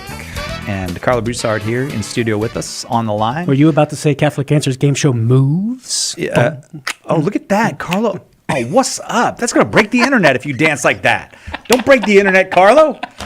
On the line, Kelly. Be like Wreck-It Ralph, right? Breaking the internet. Kelly, who's in Peaster, Texas. Did I say it right, Kelly? Peaster, Texas? Yes, Peaster. Peaster, Texas. And Matt, who's in Columbus, Ohio, the most Catholic city in America, at least as far as Matt knows. Matt's watching the kids while he's doing this show. He didn't even know. What a stud, I man. know. He's a superstar. He doesn't care. He's like, give me the kids. Give me the game show. I can do it all. Probably washing the dishes while he's doing it. Let's go to question 2 of round 1. Kelly, here's your second question. Kelly, the sin of lying to hurt another's reputation is called A, detraction, B, calumny, C, gossip. Once again, Kelly, the sin of lying to hurt another's reputation is called A, detraction, B, calumny, C, gossip. I think I'll use the lifeline. Can Carlo eliminate one? All right. I'm going to eliminate A, detraction. That leaves you with B, calumny, or C, gossip. I will read the question again if you'd like, or you can go. Read the question, please. The sin of lying to hurt another person's reputation is called calumny or gossip. I would say gossip. That's kind of a difficult one, I suppose, because maybe perhaps gossip could kind of go either way. Yeah, you could lie in gossip. Because gossip is actually sort of a vague concept. Now, detraction, specifically in paragraph 2477, the Catechism says, discussing another's faults and failings to persons who didn't know those faults or failings without objectively valid reason. And normally we kind of think of that as gossip, right? Yeah. Calumny, it specifically says, remarks contrary to the truth, hence the lying, harms the reputation of others and gives occasion for false judgments concerning them. Okay? Yeah. So that's calumny specifically, but I think sort of in the popular consciousness, right, someone might sort of think of gossip as in telling either the lying to harm somebody's reputation or talking about somebody's faults unnecessarily. So that's kind of a difficult one there. And in fact, the Catechism, I even, when you do the word search for gossip, it's not there, right? Oh. And so it's like, what is the meaning of gossip exactly? I tend to think gossip as more of detraction, on the side of detraction, as opposed to calumny. But I could see how it could go either way. So I don't know. You're the boss, man. You make the call there. I am actually not the boss of anything, but I'm going to... okay, Kelly, because I really like you way better than Matt. I'm going to... And Matt, I say that with... I like you a lot, but you didn't mention donuts or teaching catechism class. Let's hold a bonus discrimination. Let's hold a bonus point in reserve for Kelly. If she needs it, we can make the decision then. All right. Right now, we're holding that in reserve. Okay, Kelly? Okay, thank you. All right, Matt. Here's your second question, and I didn't really mean it about liking Kelly better. I don't want to hurt your feelings, Matt. Matt, the sin of a... I understand science. All right. You can't turn down baked goods. No. Oh man. Oh man. Is that because you see me on this TV screen and you're like, that is a guy who can't turn down baked goods? All right. The sin of acedia, Matt, involves A, sloth regarding spiritual things, B, a refusal to master lust, or C, the desire to accomplish more than others. Once again, Matt, the sin of acedia, is it also pronounced otherwise, or am I pronouncing it correctly? Because some of these Latin ones, people pronounce them different ways. All right. The sin of acedia involves A, sloth regarding spiritual things, B, a refusal to master lust, or C, the desire to accomplish more than others. I will say A, sloth, etc., etc. Okay, sloth, etc., etc. That's very. Well, actually, the what's interesting is kind of cool. cool. He's too tired to even say the rest of the answer. He's too lazy to even finish the answer about sloth. He's got the kids. He's taking care of the kids. No, but like it's. No, but it's interesting. The etc. part is actually important for this particular sin because notice it's sloth regarding spiritual things. So the Catechism points out in paragraph 2094, spiritual sloth goes so far as to refuse the joy that comes from God and to be repelled by divine goodness. So it's sort of this aversion to divine things, spiritual things. So rather than just being lazy, like I'm not going to pick up the clothes on the floor or something, it's more so being lazy with regard to the things that relate me to God, spiritual things, divine things. So it has a particular quality there. So it's important to get the spiritual things in the definition of acedia or acedia. Okay, Matt, but you are 2 for 2, all right? All right. Good job, brother. Last question for each of you from round 1. Kelly, which of the following is permitted? A, formal cooperation with evil. B, immediate material cooperation with evil. Or C, remote material cooperation with evil. Once again, Kelly, which of the following is permitted? A, formal cooperation with evil. B, immediate material cooperation with evil. Or C, remote material cooperation with evil. I'm saying C, remote material cooperation. Boom, nailed it. Excellent, Kelly. Good job. I was thinking to myself, man, Si, this is a pretty tough question here, man. But this is the only question on the quiz that you wrote, Carlo. Well, no, you had it. I just changed it a little bit. I tried to make it easier. Yeah. No, excellent. Yeah, so remote material cooperation. Now, it's important to point out that in order for that to be permitted and morally permissible, certain conditions have to be met. So, for example, the act of cooperation by way of the material being provided is not sinful in and of itself. There has to be a proportionate reason, right? So, like the cough syrup at the dollar store, if money is going to support abortion, say, or an abortion, a company that supports abortion, if that's the only cough syrup that I have and my child is sick, I would be morally permitted with this remote material cooperation to buy the cough syrup, right? And then finally, there's no danger of scandal, right? So danger of scandal has to be avoided in order for the remote material cooperation to be morally permissible. So those three conditions are important to keep in mind there. All right. Kelly, you're 2 out of 3 plus 1 bonus that we're holding in reserve in case it's needed. Here's your final question of round 1, Matt. Matt, which of the following is sometimes permitted? A, to refuse to do the highest good. B, to act with injustice when responding to injustice. Or C, to do evil so that good may come. Once again, Matt, which of the following is sometimes permitted? A, to refuse to do the highest good. B, to act with injustice when responding to injustice. Or C, to do evil so that good may come. I'm going to ask Carlo to eliminate one answer, please. All right, so I'll eliminate B, to act with injustice when responding to injustice. So your choices are, it's permitted A, to refuse to do the highest good, or it's permitted C, to do evil so that good may come.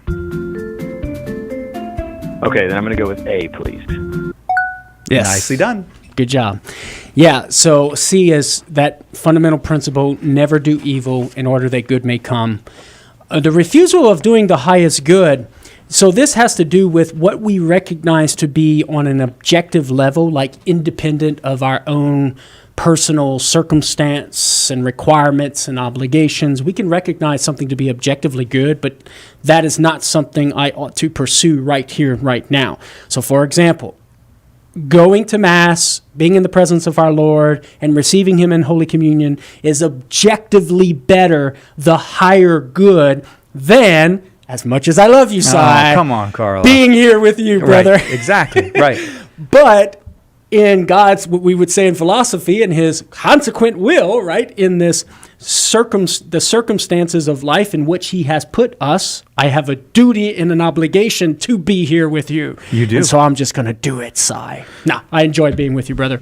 But given this concrete circumstances, this is the good that I'm called to pursue. Being here with you, chatting with Matt and Kelly and doing the game show. Although, objectively speaking, being at Mass, receiving our Lord is a higher good. Yeah, there you go. And so it's morally permitted for me to say, no, I'm not going to leave my work right now and go to Mass in order to pursue this good. All right. It's 2-3 after one round. Matt is in the lead, but Kelly has something that we've never done before. It's a thing that is in the actual rules. I get to make up rules. I actually, do you remember that when I wrote the official rules for this game show, or I can make up the rules as I go. So let's go to round 2. You both ready for round 2? Yes. I'm ready. Fantastic. Well, you weren't that ready. That took a while. Sorry to wake you both up. It's round 2 now. All right. Kelly, question 1 from round 2. If you wanted to read the Bible in a year, who might you turn to?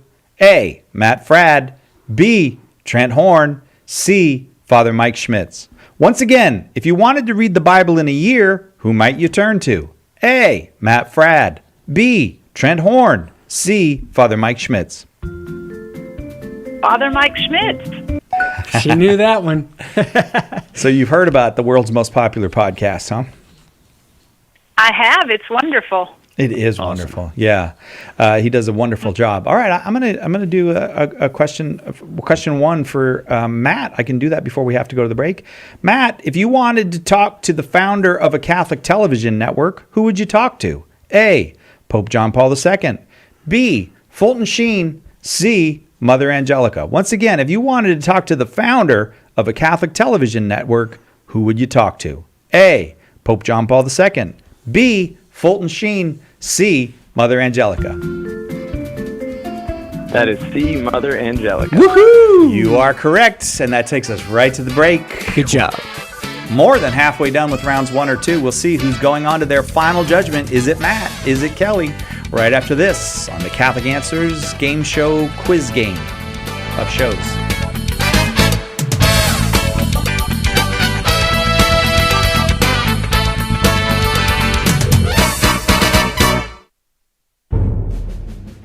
Here's a question. Is it really possible to be friends with someone who died 2,000 years ago?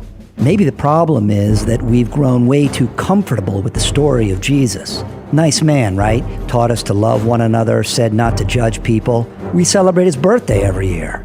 It's time to put away this small, safe version of Jesus, says Cy Kellett. Nobody that bland could have transformed the world. In A Teacher of Strange Things, Cy presents Jesus Christ undiluted by sentiment, with all his radical words and deeds uncensored. Do you know someone, your son or daughter perhaps, or maybe your mom or dad, who needs the friendship of Jesus Christ? Do you? Order your copy of A Teacher of Strange Things by visiting shop.catholic.com today or asking for it at a good Catholic bookstore near you. Have you enrolled in the Catholic Answers School of Apologetics? Let me ask you a more important question. Do you believe as a Catholic that you have an obligation to share the Catholic faith? In fact, the Church has answered this question, and the answer is that all confirmed Catholics are obliged to share the faith. It's actually in canon law. Catholic Answers is here to help you fulfill that obligation. Our School of Apologetics courses will equip you to help all the people you come in contact with understand what the Church teaches and why. A great place to start is with all the Catholics in your life. Learn the art of apologetics from the best of the best and start sharing the gospel today. Visit schoolofapologetics.com. That's schoolofapologetics.com. Did you know you can access Catholic Answers Live right from your phone or other mobile device? Download the Catholic Answers Live app today. The Catholic Answers Live app, available now on iOS and Android. Monday on More to Life, stress to the max. Is stress getting the better of you? We'll help you regain control and reclaim your peace. That's Monday on More to Life. Now back to Catholic Answers Live.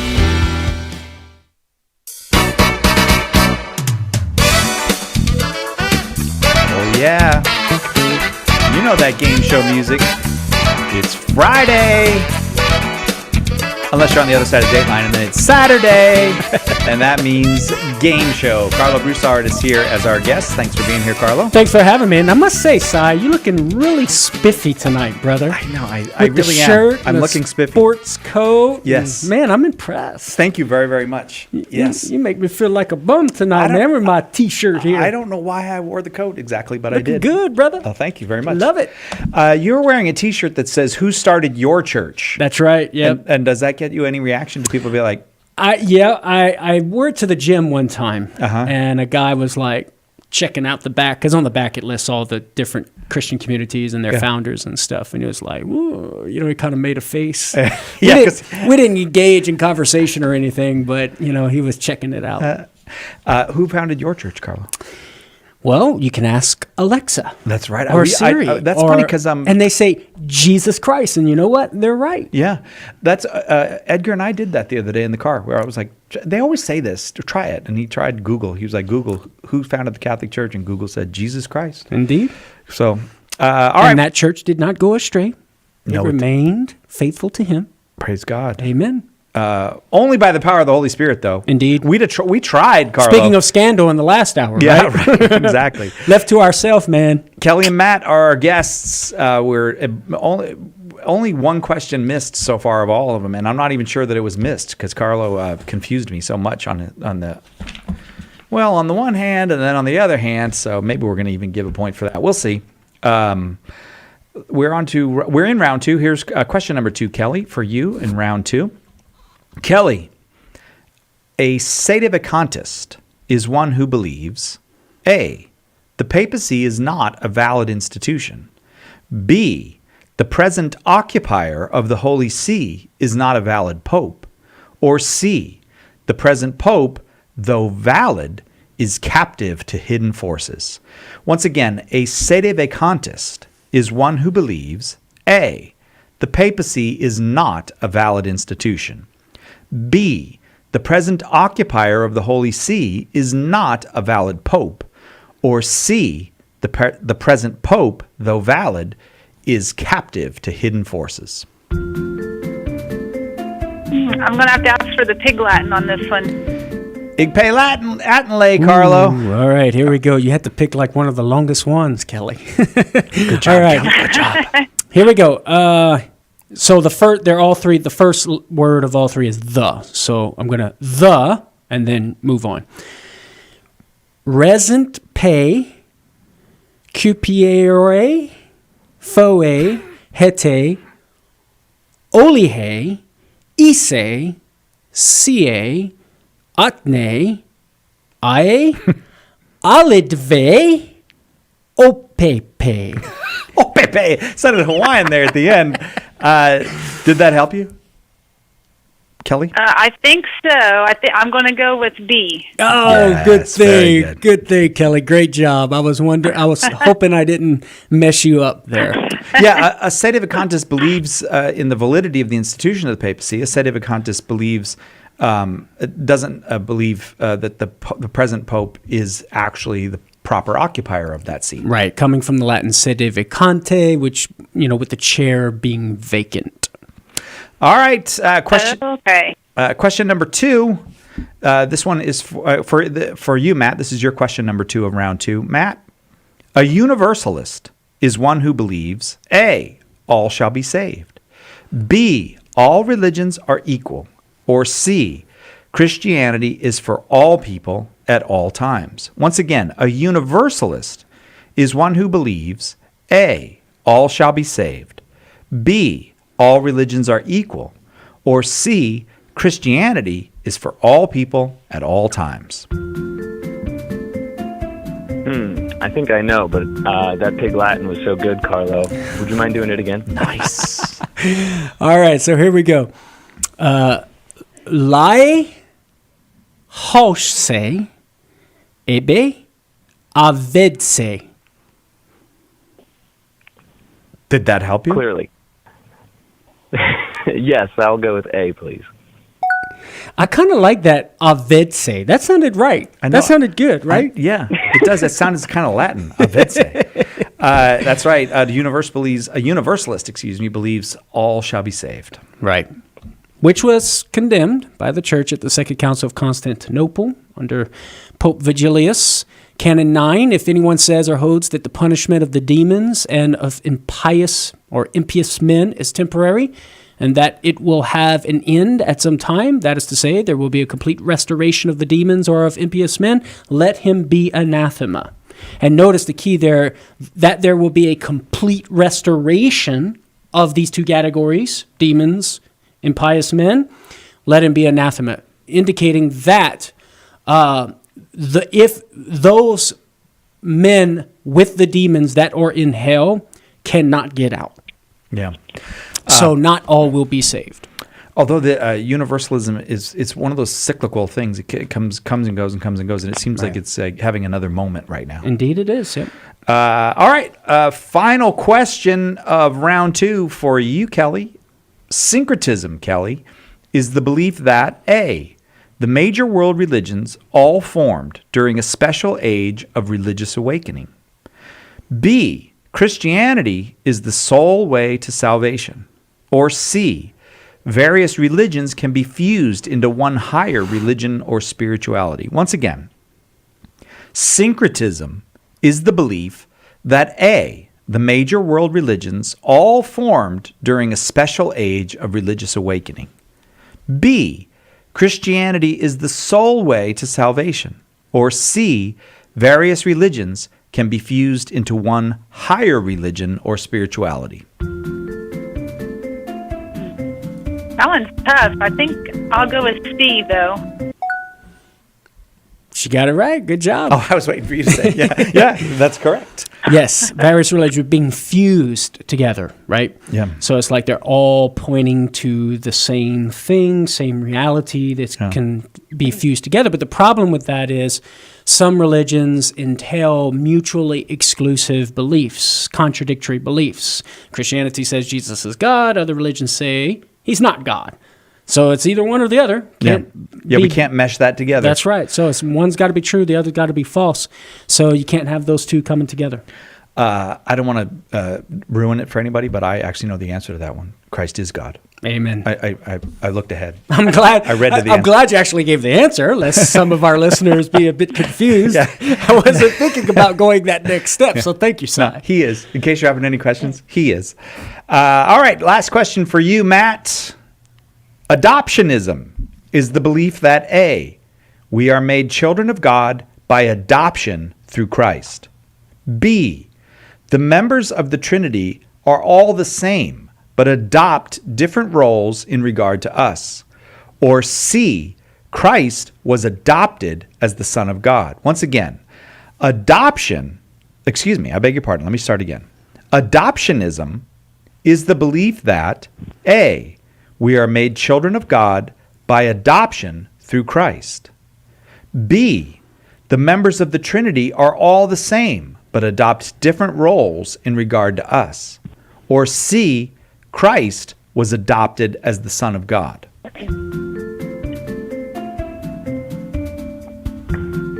I'm going to go with A. Oh, no, buddy. So adoptionism, actually it was C. C was the correct answer. So I'm going to have to take off 2 points now. Because you gave two wrong answers. Sorry, bud. So maybe what would have helped Matt Si would have been if you would have said adoptionism is the heresy. Oh, well, that would have helped. Yes. That would have helped, yes. Right, because the first one's not a heresy. That's right. The first one's not a heresy. We're all made children of God by adoption through Christ via grace. The correct answer for the heresy of adoptionism is the idea that Christ was created. He was born as a mere man, a non-divine man, supremely virtuous, but he was adopted later as the Son of God when the Spirit came upon him at his baptism. This was... The originator of the heresy was one named Theodotus of Byzantium in the late 2nd century in Rome, later revived by one named Paul of Samosata. And Theodotus was excommunicated by Pope Victor, and Paul was condemned by the Synod of Antioch in 268. What would number 2 be? Kind of modalism or something? If the members so the members of the Trinity are all the same. That would mean there's no distinction of persons. So that would be known as modalism or Sabellianism. Yeah. Two different words or labels for the same heresy. Adopting different roles. That is, the one God who is one person manifests himself as Father, Son, or Holy Spirit. The different roles or the modes that he takes. It's crazy. It's just crazy. The truth of the matter, for our listeners' sake, would be that there is one God, but three distinct persons. Oh, yes. Father, Son, and Holy Spirit. That's not the part I believe in the Trinity. That's not the part I was saying was crazy. It's crazy that we're tied after 2 rounds, Carlo. Tied. You know what that means? Contestant number 1 has to pick box A or box B, and then we look inside the box, and whatever it says, that tells us who's going on to their final We're going to judgment. leave it up to chance. That's right. It's going to be left up to relative chance. to our perspective, but not chance relative to the divine perspective. Thank you for coming in, Thomas Aquinas. I appreciate you. Happy feast day. Oh, that's right. It's Thomas Aquinas' feast day. I was waiting for you to say something. I am so sorry. That's a big day for Carlo. Indeed it is. Happy feast day, Carlo. Thank you. Your favorite Saint Thomas. I don't know if he's your favorite, but Indeed he is. Yeah. Is he? Yeah. So should we let Kelly pick now, or I'll tell you what. Let's do this. Kelly, you pick A or B. And then I'll open it when we come back, and we'll see who's going home and who's staying. Oh. Go ahead, Kelly. All right, I will pick box A. Box A, I've got it in my hands. I'm throwing B away. I just threw it. We'll be right back to find out who's going on to their final judgment. There's only one Catholic Answers Live. We have a big problem. Our culture is dying, and souls are in danger of being lost. The answer is conversion to Jesus Christ in His church. St. Paul Street Evangelization is a Catholic organization, and we have hundreds of teams spreading the good news throughout the country. But we need your help. The harvest is great, but the laborers are few. Find out more and get involved today at streetevangelization.com. That's streetevangelization.com. I'm Jeanette DeMello, Editor-in-Chief of the National Catholic Register and co-host of Register Radio with Matthew Bunson.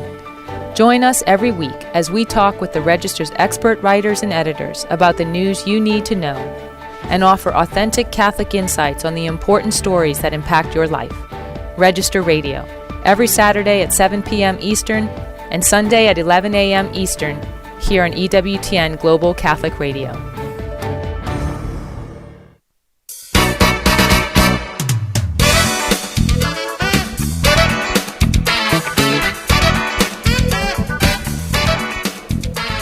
Welcome back to Catholic Answers, game show, quiz show with Carla Bruce, special guest Carla Broussard. I'm Cy Kellett, your game show host.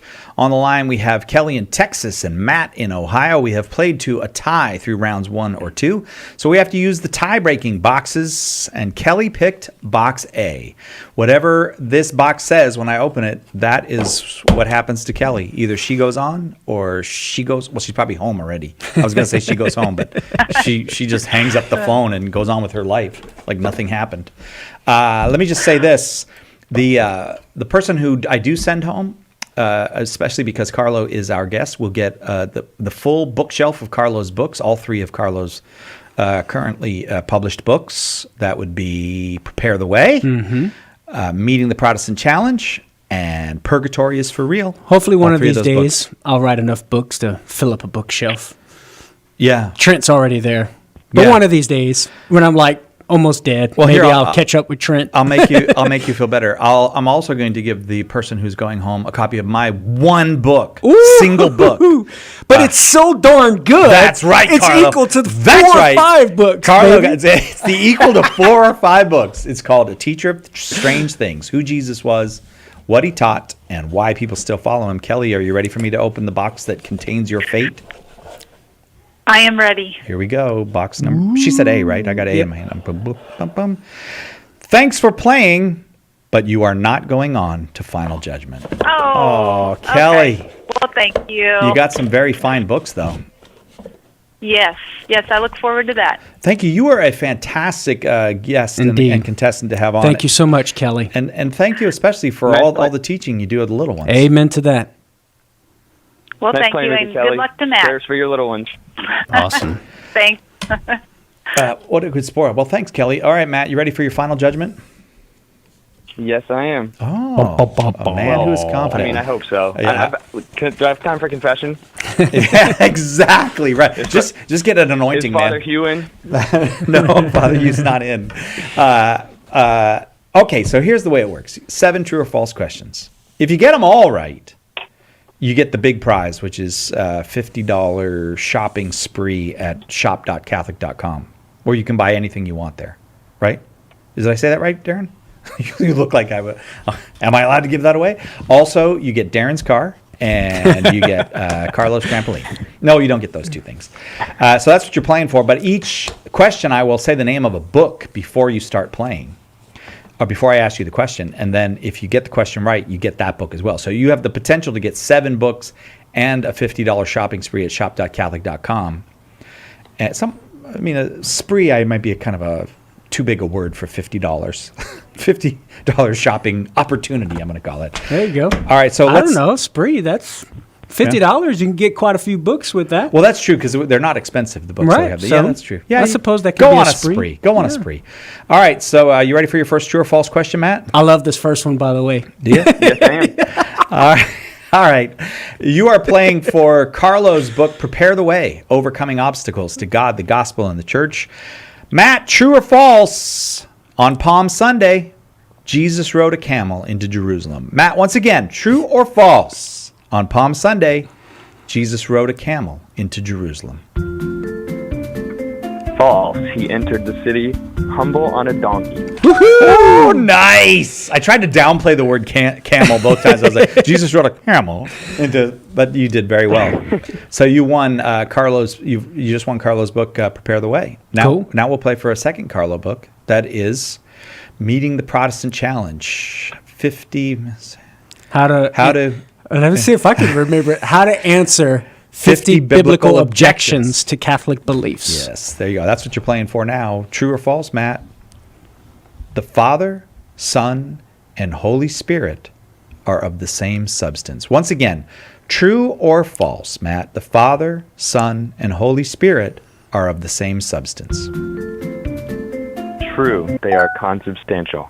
Ooh, fancy schmancy. Wow, they're consubstantial. Good job, Matt. I'm not giving you 2 books just because you use a fancy Latinate term. The thought just occurred to me. I was like, wow, did I give this answer away earlier when we were talking about adoptionism? I may have given it away. Oh, but we I do don't that know. sometimes. Yeah, maybe. I don't know. Did he give it away, or would you have known it anyways?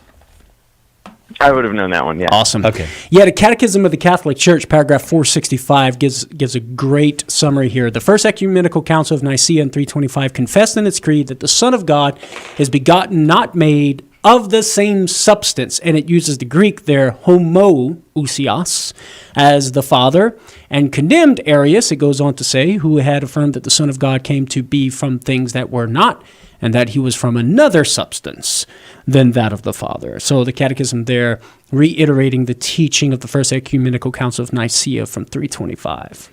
Matt, you're rolling right along. You're still in play for that spree. Let's go to question number 3, Matt. And this time you're playing for Joe Heschmeyer's book, The Early Church Was the Catholic Church, the Catholic Witness of the Fathers in Christianity's First 2 Centuries. True or false? Matt, Jesus is the rightful ruler of the universe. Once again, true or false, Matt? Jesus is the rightful ruler of the universe. That is true. Amen to that. Not just like heaven or something? No? No, not at all.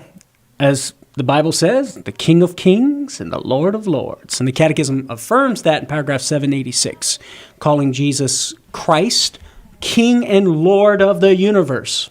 So there you have it. And we even have a feast for that. Christ the King. Christ, King and Lord of the universe is the full name of it, Oh, of the feast. there you go. All right, so you won Joe Heschmeyer's book. Now A let's great play- book, by the way. I was reading it earlier this morning. Fantastic stuff. Yeah, Joe does such a good job. Yes, he's great. Here's one that very popular book.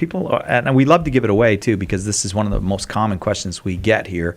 Purgatory is for real. Good news about the afterlife for those who aren't perfect yet. That's by Carlo. Playing for that question number 4, Matt. True or false? Jesus never told anyone to buy a sword. Once again, true or false, Matt? Jesus never told anyone to buy a sword. To buy a sword? Yeah.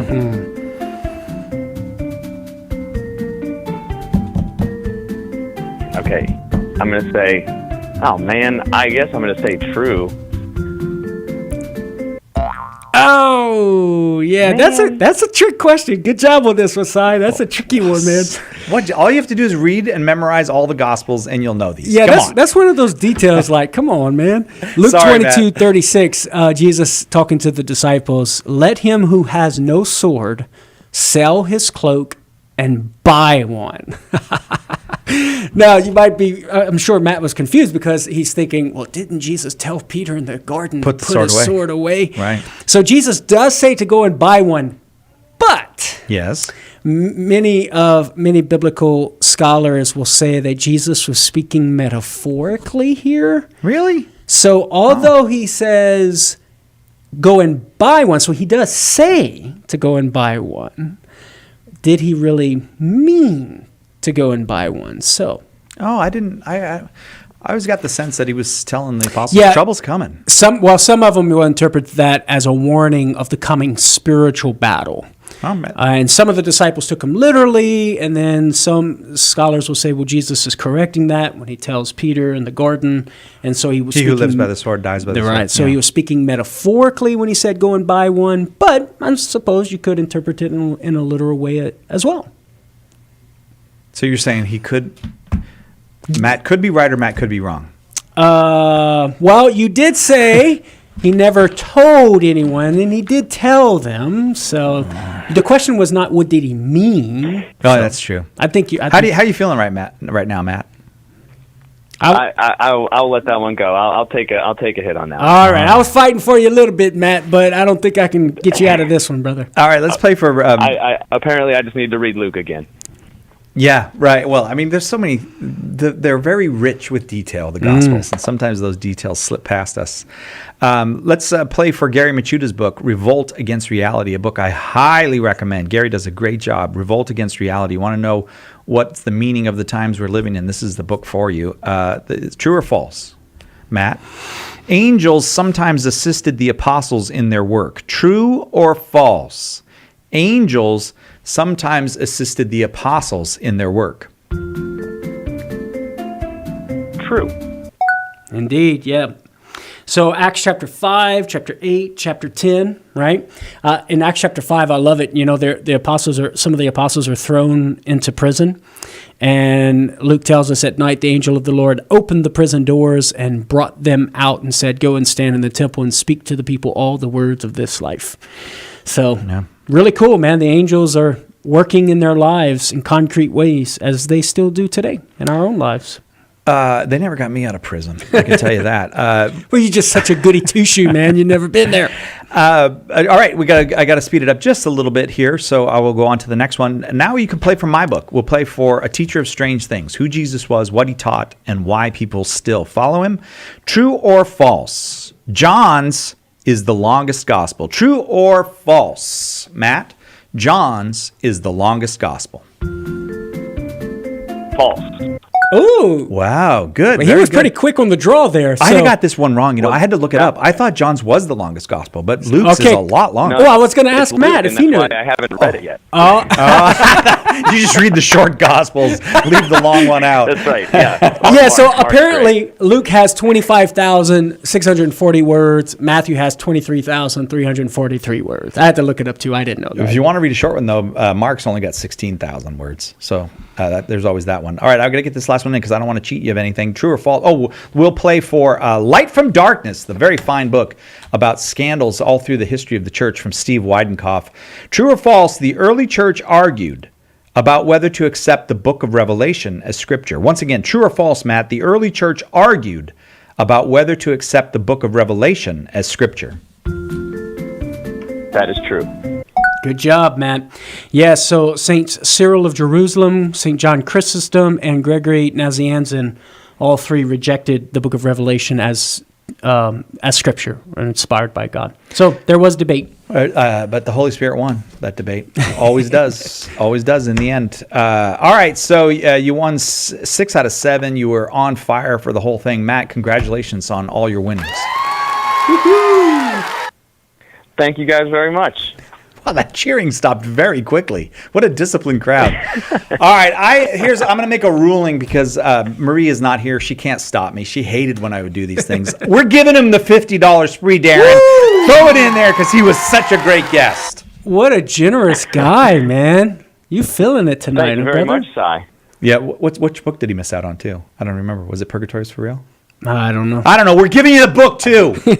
Where's my cheering? Give me some cheering. Darren, cheering. We're giving him the book, too. Yay. Now I feel better. Thanks, Matt. We got to go. Carlo Broussard, thank you very, very much. Thanks for having me, Si. Fantastic. I love doing the game show with you. I love doing it with you as well, man. Monday, we are back with another episode. And you know what? Joe Heschmeyer is going to be here another week, so we get his services in studio next week, too. I'm sure we'll do at least one day of 2 shows with Joe, and maybe more than that. Who we got on Monday? Darren, do you remember?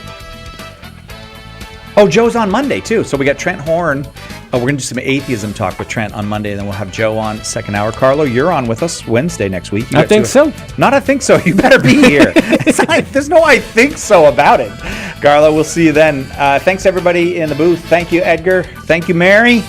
Thank you, Sarah. Thank you, Darren. We'll see you next time. God willing, right here on Catholic Answers Live.